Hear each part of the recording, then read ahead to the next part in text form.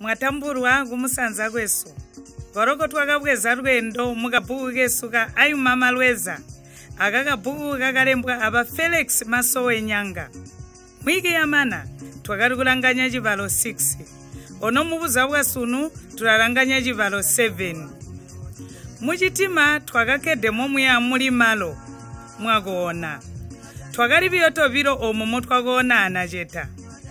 Ngonzi twakahisunta mburi kuti guri ulede munganda. Awaro gari uriya wakabujeha kunkorora masiku ali kunze. Chitima nkuja gari kulira ankuja gari kuyuna kwenda gwakaba kutubutika. Ndakasinsimuka ndakasondera nze. Ndakajana mitunga zuba yarampakale. Pamunya chitima jakatarika kusiba. Ndakanyandwa kubona kuti akali alila impo twakasika. Jakapa kuti ndinyandwe nchakuti tindaba abantu nibakari kuyobeka kunjira akuzwa muchitima alusaka. Kunzeri yakoko guri kusabira kwa myoto karaminji amunyewa abantu mulusaka. Mwenzuma walo tanaka ningasika kwa bwaja konda kabede ndemwe hinyina. Wakachiri kwa joona. Ndakaunka ndakusamba kumeso akulisuka mukanwa. Nindakajoka ndakajana mwenzuma ochihuruma. Ndakamuleka kuti urapuka hamana. Ndakaima ampurungwido mutwe ndazwiha anze. Ndirangirira hisamunko hinda. Nikwakakasala. Ndakahomwida yatarika kuita. Hazere. Notu ibide kuhuma kumpa menda. Ingaifuma kukusesa. Kuti toria mahumo ayo. Ndakamubuha najeta ntwakasika kuchipongwe. Yawe. Gobuka bukachaka indi. Nomunga kona. Wakuba wakuhunabia. Ndakamutikanya najeta. Jira kuindiri hachitima twasika kumonze. Wakasinsimuka. Wari humbura pai amane wakati. Chu! Benzuma mula aluta. Nyewombwe hamana ngonzi nkunyonganya mwe hinyongo. Ajatarika liri kuhuma kusika chitima kumonze. Nde muntu ndari kurota karoto kabotu. Mwaire kundinyonganya. Nkaloto kori kurota nkako atukamwe. Ndari kurota kuti turi ya muchato. Eriyo kaka kwari bantu. Yaya. Wajonene hagoye ya kumoyo nchojirotera. Ndakamutipa musimbi. Twasika achisamba ndiyandakula mai. Wakamba najeta. Ndakasangu nakuseka nendiya kuti. Nato hii ari yampunda kubusiha ari achipongwe. Ndishoma kuti ino chironderera kusikoswe biya. Kumwabeja. Wakamba najeta. Kumwika bweza kasanika kusambia kumeso. Amusamu wakuti chumbia mukanwa. Amane wazwa. Yawe. Ino sunu mukanwa uya kuti chumbia kanwe. Tedeka ri chumbia nkaka wakasiya. Ndakamuibarusha. Wakajoka wakabweza amane wakati. Chitondeya kuti ngonzi tiha mana jonse eji. Kwambana biyo jeni. Gasambetu ye ukuria mebo indihusamabwe. Wakaunka uyabulere nkana. Mbuli mwana watari kuyanda kutumwa. Nanga mana kusamba. Twakaunka kuya ukula ti. Ajinkwa. Kujibaga kujikira akuri isira. Twakakara ahyuno yakari munsi atebule. Yataka jisibantu. Ndakaura nkomegi hobiro hati. Jigonda moyo. Amai akangwa twakari yakawiwi. Mbo twakamanina byokulya. Twakanyamuka yangu twakalede. Jitima twakahwaja siba. Wakasondera anze najeta kaya kuti tatunasika murusaka. Wakanyandwa kubona kuti chakari kusibira miyotokara ari yanjanji poikosora mugwagwa kuti nimwaronderera kunjira mudhoropo liyakafyiwe. Kutwasiko kuno wakapozo mwakacha kunyandwa najeta. Ndaona chinani chakungano twinda murusaka kunyina nchendihwide. Ndaona anga kuti chatumwa. Mewo ndakari kuire biyo kuseka ndimane ndakati. Te ali ndari kukwambira wali kukaya. Mewo byano twinda murusaka ndari kulanga. Ndakamujenga najeta. Inota mundibuhi. Wakatongoka. Mewo ndakureke jari ndati himane ngonzi. Limwi ndabona jaindirira biya anzara ya myonga. Chinda kubusiha. Nindari kesu ninda akubukira kumonze. Wakarikambira akurikambira. Ari muchitima chakasiba. Kambo twakari kuronderera kusika achitishini chakafyiwe. Nichakaima chitima. Ndakaseruka kuuranswi hikangitwe. Yonse kuti kandiri murwendo rwakuya kumunza achitima. Ndakari kuire kuti kandi hwambana kusika akafyiwe ndulenswi. Ndakari kuhirya nswi kapati. mazuva ano tandihiya ndikapati chitana nkambonzi. Hei inswi weka turya ndakatambika nacheta. Ndarumba mbubonja kurya mabanana kumazabuka wakahwira. Inokaito yandi kurya nswi ndakabuya ajwiri nyanditwe. Hata ndiyandi. Inokai wabanzi kundambira kuti nditakuuliri. Ndakatongoka. Kaiwe basame woti ndahi kuti muyakukula nswi ni mwazwa anze. Mewo ndari kuyaya kuti antera muyabi yokugolola maulo anze. Mewo tandiyandi kurya nswi henta himbo bahijika. Bamwi baberesha menda ngena ngoba mana kusamba. Wakahwira nacheta. Sena hijikwa bia ehi. Tohibwene kuti hari kukangwa bia mumahuta. Chitako amba kuti inga muntu urakoha kusamba amumahuta. Ino menda ngoba hisaya kabata ninga higanga. Mulahi kuti alibuti. Nokuba kuti ala tombe menda yawe. Mafuta arapya kapatija kuti yonse tombe ngalyapya chorita nabwene. Ndakahwira. Nokuba bobo via mevo ingatandiri. Kunyina chakulia nchendiri ya murwendo chichikitwe. Arike mai andongwe. Kambo hirayupka. Pe mbubo mevogo ndi hongira muchipepa. Eyo njota yandindira iri yakabotu. Chibi kukutanga gusigare wakaumpa butala. Akafyuwe jitima chakaima kapati nkambo mpo chakari kubikirwa meenda. Nikakabaka indi twakariwera alimwe. Nitwakasika kumazabuka. Ndakamuulira mabanana amaina cheta. Gumonze twakasika kachiri mafumufumo. Twakaseruka akuya akari kuimina basi liya kuchihuna nditwakari kukwera. Twakajana pamwe bantu balikede mponawo. Ino basi lisika chindi nziri ya kuchihuna ndakabuya pamwe badara mbo twakajana mpona awo. Kuti norienda tata inga mbuli ino lyasika kale. Ono kwa mana nsondo kali tasiki pe. Kuti kakuli ndunywe pasiku ya kujwe ogu inga mwaunkabi yoko kuya kukakuyu kulindira kuhumbwa miyoto kara iya kuchihuna. Ino kaimwa hira kuli bakabuya badala. Twahira kundola ndakahwira. Oho mwabola na mangomoyu handamene wawa bakatondeka chitima badala. Ihango twabola limwe ndakahwira kumweka ndimweta. Pesi minji miyoto kara ya bachihuna njindabona izerengana mmwena omu. Mulimbu ndamba mukaimine kunzira. Basi miyoto kara balayo wakujatwa kumasirikani abobo babwezera kukakuyu. Kuti nikwari kuhibwa nikwari kunga mwaserukira kumazabuka. Kambo kwaro basi iya kuchihuna nkoiri. Ira inda hindi hobiro kaijogerera. Yonena kwa hanzara kuchikolo. Mbubo twalumba kuti tukakuimine kunzira. Ndakaraya. Mbubo bana bangu mwende biyo kabotu bakahwira badala.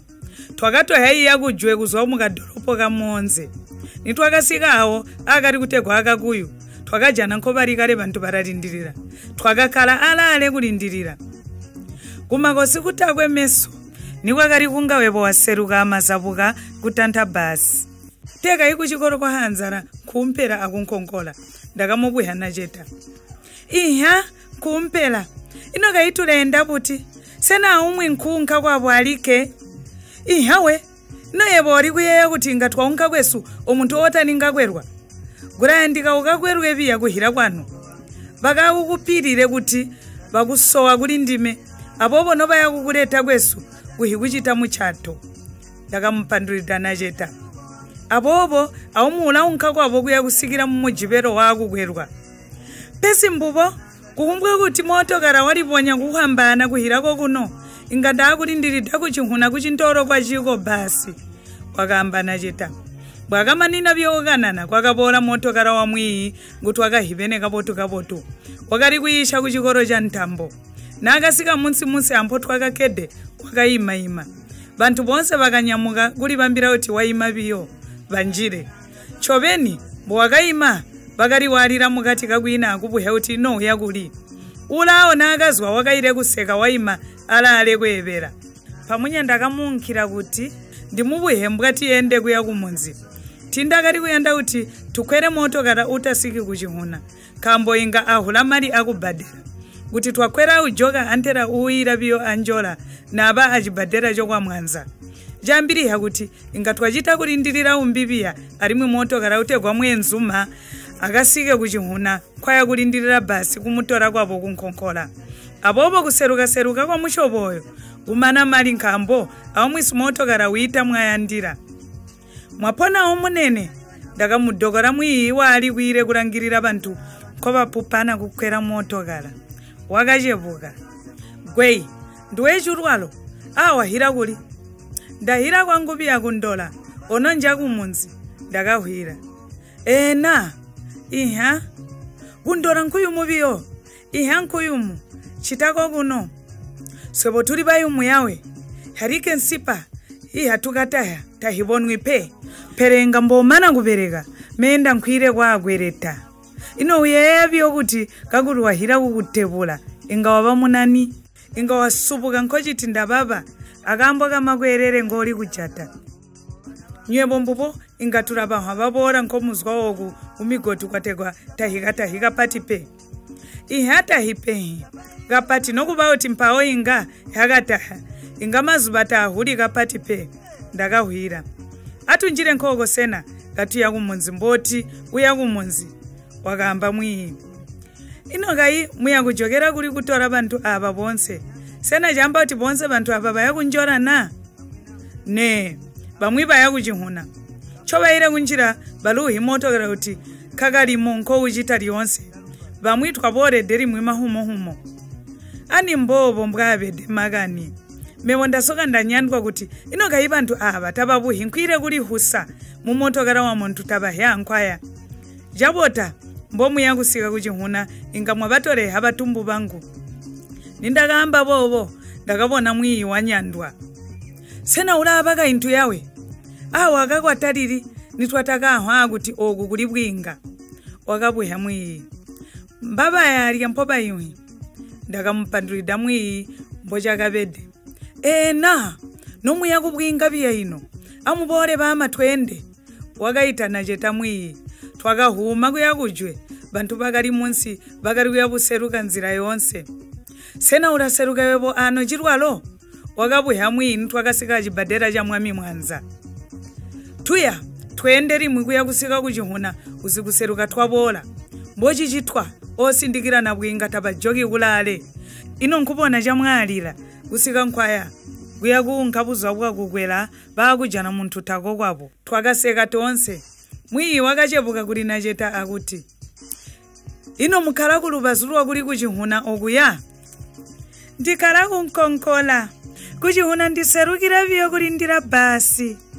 wakahwira nacheta wakakankamuka mwiyi walampa musinzo ngomuya bama imeno muti munaseruka achihuna ndati dono mukhala kuchihuna nkwena kuya pesi mbubo basi mpoliri ndishoma uti tuya kuli janiki hariya kusanguna kati taninga inda achihuna ya mama nino liinda kumazuva kapati ariya mpoli anziha vari kumbo inganda bajolwe kuti ndali janiki hariya kusanguna wakahwira nacheta nivakamana kuseruka bantu achibhadhera twakazumana nakuya kuchihuna ambewo tindakaseruka ndakazumina kujuriya mwiyi mbo twakasikira biyo kuchihuna achintoro chokwachiko twakabona ariyaro bhasi riyabhuka kumbo kumugwagwa uhira kumazabuka pepama mwariuma botu wakamba mwiyi twakalayana acheni wangu mbori yakaimina bhasi wakanjira mukati asewo kwakanjira bambi bantu mumotokara pakari kuya kumonze mbori yakasandukira bhasi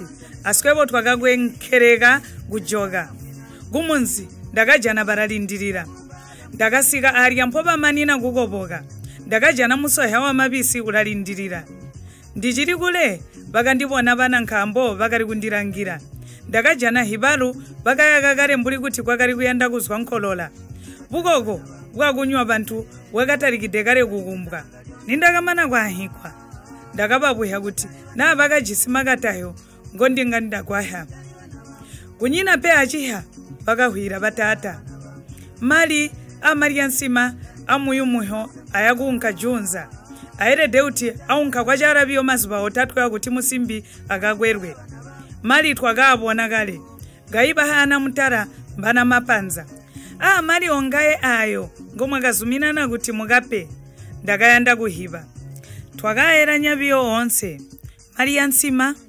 10 wa mpondo amuyu muho mbubwena biyo anganzi mali onse ayo gakuti chiko chakaunka kale ndakakatahikwa tindakahikuti kuli himbi hilimbulibwa hehi kunze kwa chiko gaindi ehiho biro yakali ng'ombe haboya ng'ombe ya muyu muho yakali kupegwa kuli baoshi musimbi liyonse ng'ombe eyi wakali musune unyina umbi wakali kupegwa musune oyu kunzeri ya uhi musimbi ng'ombe ya Maria nsima liyonse ipegwa kumusimbi ukwatwa kuti kaenda ingawayuhya njiyagwe taimumi nkolipe ehi ng'ombe hobiro no hitaninga unka uhi musimbi ingata mumpiri mwana agwe pe wakapandulura mudala ndakatiti ndibuhe kuti ino Maria nsima amuyu muho jambanzi ndimane ndakaleka ndati ndirabakataya badala ndiya kuchihibagale pesi kumane bakandambira kuti mbana mapanza abachita bobo ahalo mpaiho twakabona kale